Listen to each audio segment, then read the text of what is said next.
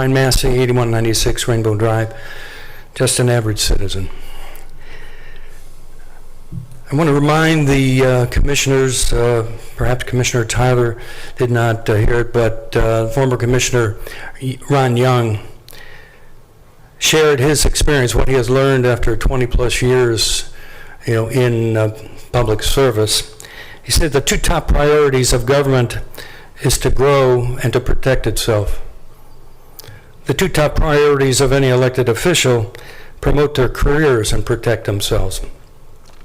So the common denominator there is to, protect themselves. To me, that's a scathing indictment of our political system, and I keep thinking about that, and I keep replaying that video that I posted. But what is there's not one mention there of serving and protecting the citizens.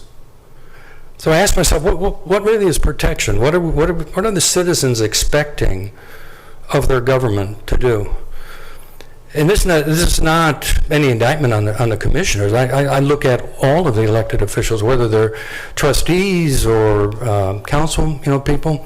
What are we really expecting of them to protect us?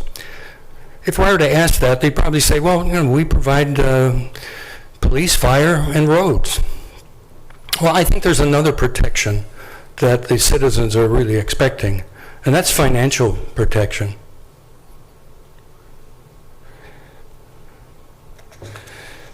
So I keep asking myself, who's really minding the store, protecting the citizens from these property taxes we have? I attended a budget commission meeting on Monday, and I always thought that the budget commission, one of their roles was to actually review tax levies, look at tax budgets, and determine whether or not the taxes collected and the expenditures are appropriate, and if there's any excessive taxation, it's to be given back to the people. What I saw in the Budget Commission, again, this is not, I'm not indicting, any of the three members of the Budget Commission. They were doing what they thought their role was. But really, they're just a rubber stamp commission. They have no power. A township such as Concord turns in their tax budget, and Auditor Galloway just reads, they've got so much inside millage, so much outside millage, signs it, and hands it to the other two. So there's really no review of the numbers. So I say to myself, well, who's minding the store? There is no one that's looking out for us.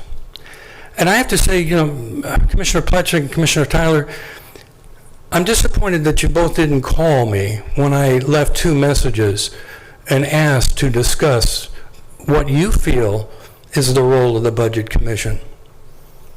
And I was serious about that, and I'll just say publicly, I was disappointed that you didn't take the time to reach out to me and explain. So now what we have is we have a crime lab that I've shared with you, that they are pulling in $1.6 million every year in excess revenue.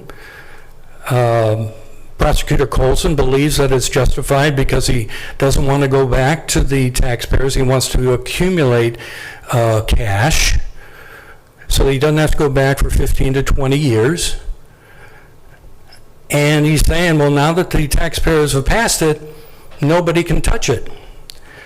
Well, that's basically true of any levy, if we follow Prosecutor Colson's logic, that once it is voted on by the taxpayers, no one can touch it. You cannot go back and amend, adjust, rescind. So I'm saying to myself, well, why would I vote for any future levy? Be it a renewal or a new levy? How would I know as a taxpayer that what the political subdivision is collecting is not excessive?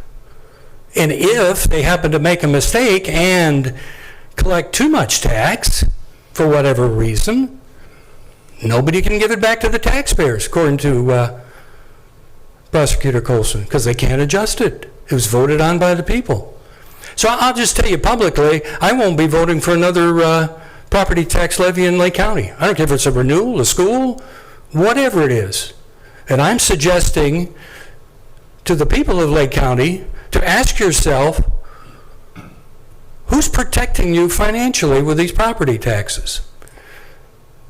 So unless I'm missing something, I'd be glad, I'd love to have somebody educate me on who is protecting the people in Lake County with these excessive property taxes. I don't know. I don't see it. Well, as I've indicated, I personally have been reviewing Title 57. It's about 300 pages.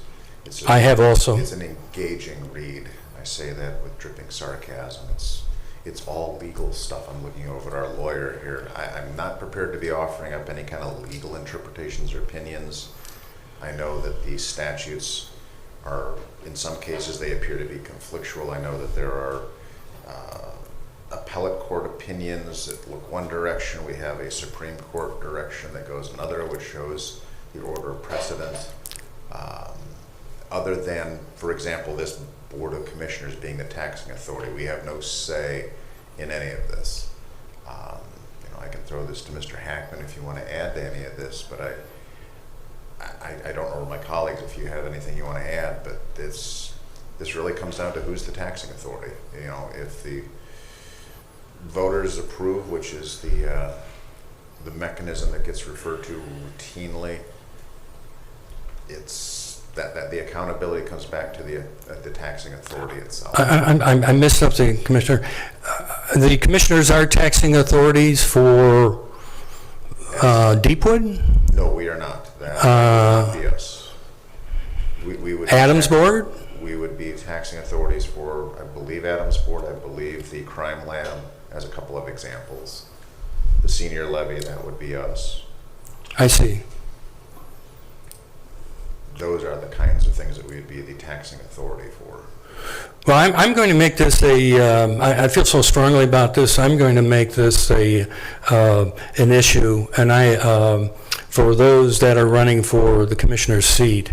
So I'm going to reach out to Dudziak, I'll reach out to Shriver, I'll reach out to Maureen Kelly, and Mayor Regovich, if he wants to talk to me, because I want to find out if they understand, because it's very important that they understand the role of the Budget Commission and what that really means to the citizens. This is it's not a small issue as far as I'm concerned. So I just educating the commissioners on the progress that we will be making. And I want to tell you one other thing that I will, on a tangent, I have reached out to the Deepwood Center, and I have been informed that the state has made some changes in the way that they provide services. I don't have a lot of details yet. I have reached out to Elfie Roman so that I can look at financial statements, and I also want to know, what I understand is that the state has indicated that the county board won't be providing services. That has been transferred to nonprofit organizations, and they will be performing the what do they call it, for their clients, the workshops, I believe it is the term that they use. And so I'm going to be very interested where that $55 million is that they have as their reserve, and what are the plans for it, because the people need to know. Just letting everybody know. Thank you very much. Sure, but in fairness to Deepwood, if I could just add this to the conversation, the regulations that they've had to deal with is centralized care, decentralized care. Centralized care, decentralized care. They're literally having to maintain two systems. I'm going to, again, look to Mr. Hackman, because I know you've been following all of this very closely. Have I said anything that's not accurate, sir? You have not. Sir, please, feel free. Well, I was just going to say, Mr. Massie, I do mean this with all due respect. and I'm certainly not here to debate you on the issue. However, the one comment you made, specifically with regard to discussing the crime lab, and if I heard you correctly, you indicated that Colson says it's up to Colson whether or not to reduce. He says you can't. No, that's not accurate. Quite frankly, it's Supreme Court case law that says it cannot be reduced. An outside 10 mil levy voted on and approved by the voters cannot be reduced. So it's not Prosecutor Colson saying it cannot be reduced. It's Prosecutor Colson doing that which he should, which is following the law. Thank you for your clarification. Am I correct in stating that Prosecutor Colson did not go before the Budget Commission at all with a tax budget? They were not part of the equation when he decided to put the tax levy on the ballot in 2018. Am I correct in that? There is no requirement that that levy should have been presented to the Budget Commission. It was presented to the Board of Commissioners, which is the taxing authority. Okay. It was a different board, but if that answers your question. Okay. So I just wonder if the board at that time really knew that this continuous levy, which means forever, will be collecting in excess of $1.6 million.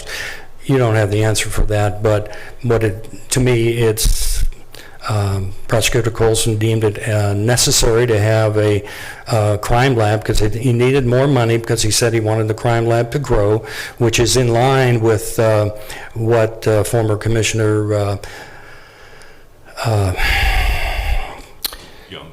Yeah, thank you. Commissioner Young was saying that top priorities of government is to grow and protect itself. So I just find that a bit amazing. I'm looking out for the seniors, and we need more protection on the financial side. Thank you very much. I appreciate your time. Sir, thank you. Anyone else wishing to ask?